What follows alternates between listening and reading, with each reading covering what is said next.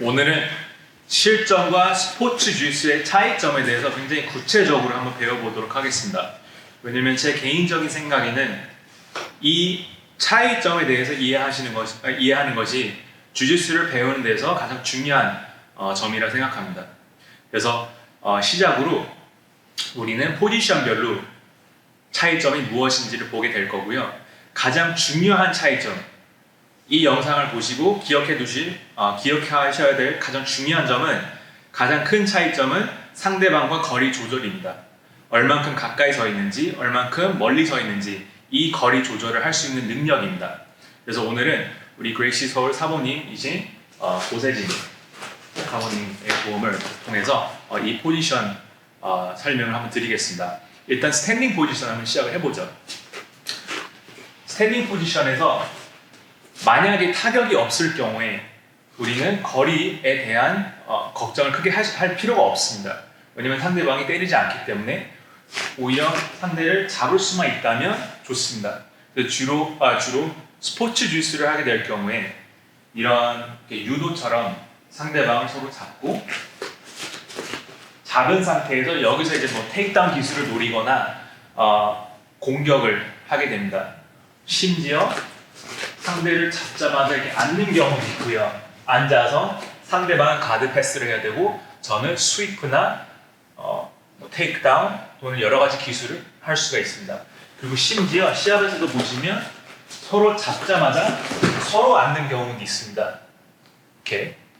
왜냐하면 가드 패스를 하면서 스윕을 당하게 되면 점수를 잃을 수가 있고, 오히려 두 선수가 앉아서 여기서 이제 싸움을 하는 경우가 있어요. 근데 보시다시피 실전 상황에서는 굉장히 위험할 수가 있어요. 일단은 보시면 상대를 잡자마자 한 팔 거리가 나옵니다. 한 팔 거리가 나오게 되면 저를 잡아볼게요. 한 팔 거리가 있으면 상대가 그냥 바로 때릴 수가 있습니다. 앉게 될 경우에 최악입니다. 여기서는 발로도 찰 수도 있고 주먹으로 공격할 수도 있고 굉장히 위험한 상황이 발생합니다. 그래서 한 팔 거리는 굉장히 위험하다고 보시면 돼요. 만약에 저와 상대방이 같은 체급이고 제가 타격을 굉장히 잘하는 사람이라면 문제가 없을 수도 있어요. 근데 서로 타격을 모르고 상대가 훨씬 더 크고 힘이 세고 운동 실력이 더 우수할 경우에 상당히 위험한 상황입니다. 그래서 가장 중요한 거는 상대방과 실전 상황에서는 두 팔 거리, 상대방과 같이 이렇게 팔을 깠을 때 두 팔 거리가 나올 수 있는 거리 내에서 계속 거리 조절을 하면서 상대가 가까이 들어오면 뒤로 가고요. 상대가 뒤로 가면 가까이 가고요. 이 거리 조절을 이해하시는 게 중요합니다. 상대가 공격했을 때 거리를 좁히고 남을 잡는 게 목적입니다. 잡은 상태에서 여기서 이제 테이크다운을 노리는 것이 실전 상황에서 가장 효율적이고 안전한 방법입니다. 그래서 스탠딩 포지션,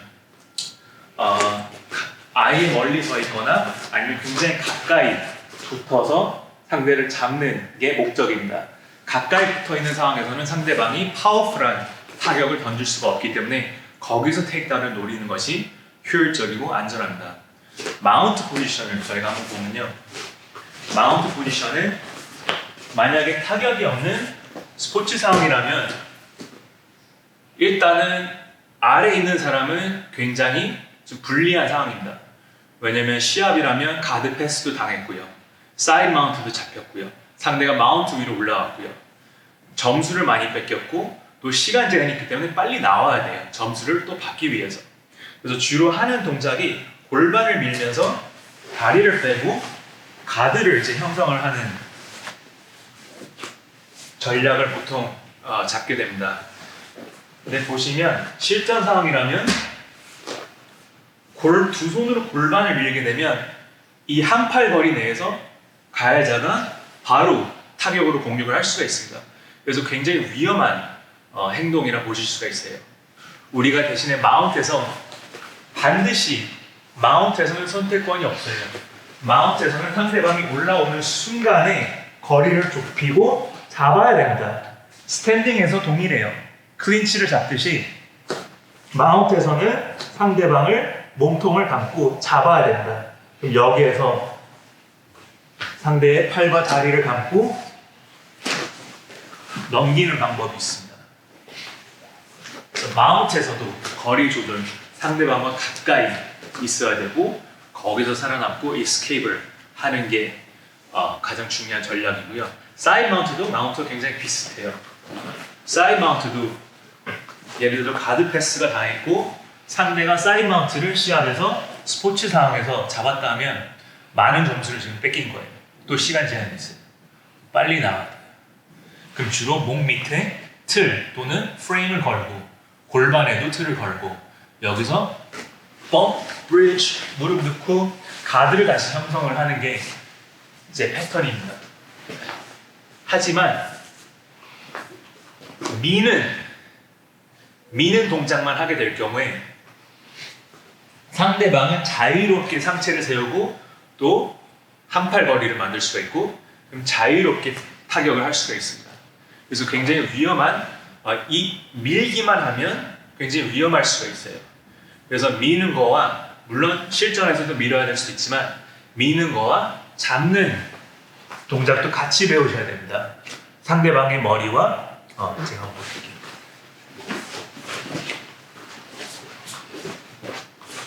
상대방의 머리와 그 다음에 얼굴 가까이 있는 팔을 잡아야 되는 게 중요합니다. 여기에서 상대가 거리를 벌리려고 하면 붙어야 돼요. 무조건 붙어야 돼요. 그리고 상대가 막 난리치면서 무례하게 계속 도망가려고 하면 이때 가드를 형성하고 조금 더 나은 포지션으로 이동을 할 수가 있습니다. 그래서 미는 것만 하면 굉장히 위험하고 밀고 당기는 동작을 같이 해야 됩니다. 그리고 가드 포지션을 한번 보죠. 가드 포지션에서는 타격이 없는 상황이라면 예를 들어 클로즈 가드를 보면 주로 타격이 없다 하면 이 한팔 거리가 전혀 위험하지가 않아요. 다리를 묶어 놓은 상태에서 그냥 누워 있을 수가 있습니다. 그렇죠. 근데 이런 상황이라면 예를 들어 뭐 러페를 잡고 있다 하면 여기서 이제 여러 가지 뭐 초크나 armlock 공격을 할 수가 있는데요. 이런 실전 상황이라면 상대가 그냥 여기서 바로 공격을 할 수가 있습니다. 그래서 오히려 굉장히 위험한 동작일 수도 있어요. 위험한 상황일 수도 있어요.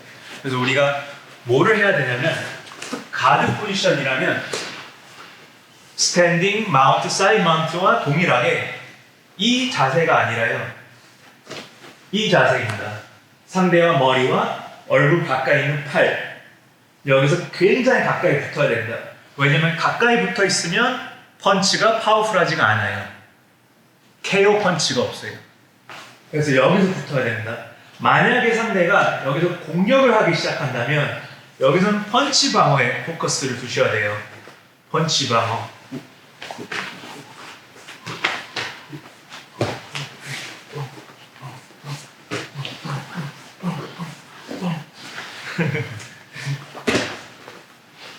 펀치 방어에 집중을 하셔야 됩니다. 그래서 펀치 방어에 집중을 해야 됩니다. 스포츠 상황이라면 러페를 잡을 수 있고 오펜 가드에서 오펜 가드 게임을 할 수도 있고요. Right?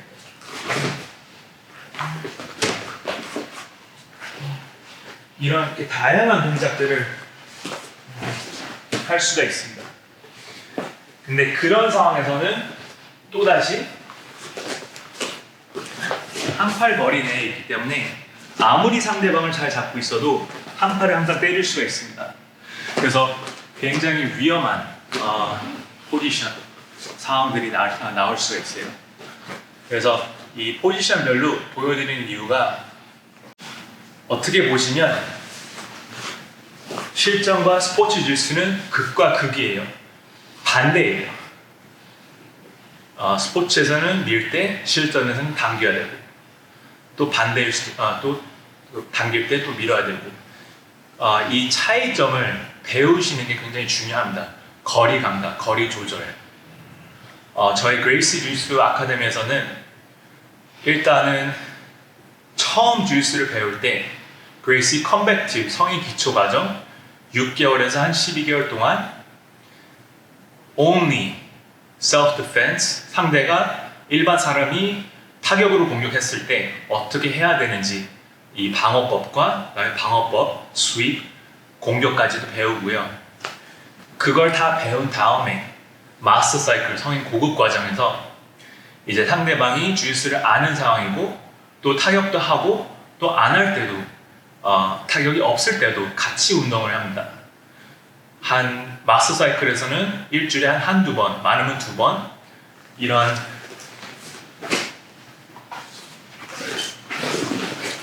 5.5온스 장갑 그리고 마우스피스 필수예요. 장갑과 마우스피스를 착용해서 이제 주짓수와 주짓수 또 상대방과 본인도 같이 타격을 할 수 있는 이런 훈련을 하게 되지만 나머지 3, 4, 5일은 타격이 없는 주짓수를 합니다. 즉 타격이 없는 주짓수를 굉장히 많이 합니다. 그게 제 가장 큰 오해인 것 같아요.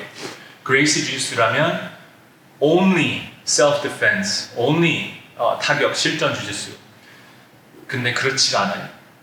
저는 타격이 없는 스포츠 주짓수를 굉장히 많이 합니다. 굉장히 많이 해요. 근데 중요한 거는 주짓수를 배우실 때 가장 먼저 배우는 것은 가장 잊기가 어려워요. 그리고 우리한테 가장 중요한 거는 self-defense, 호신술이기 때문에 가장 먼저 배우는 것이 호신술이 되는 게 저는 맞다고 생각이 듭니다. 특히 주짓수를 처음 배우시는 분들은 self-defense, 호신용 주짓수를 먼저 배우는 게 중요하고요. 그리고 최종 목적은